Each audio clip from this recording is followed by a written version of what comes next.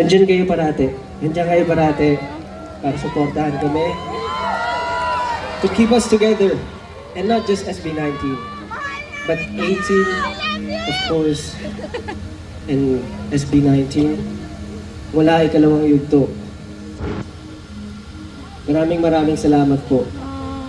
Napakarami pong challenges. Ken, bakit ang gusto ka sabihin, Ken? Of course, gaya ng sabi ni Justin kanina, this one is our biggest.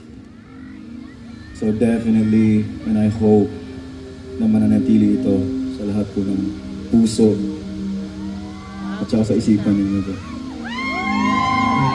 This one, Yeah, parang, I'm pretty sure. Okay, sabihin ko ba dyan? ayaw naman bro. Ayaw mo bro. Puta, tawagan kita. Hindi. Gusto ko lang i-share na yung nabanggit nga ni Josh from ikalawang yugto.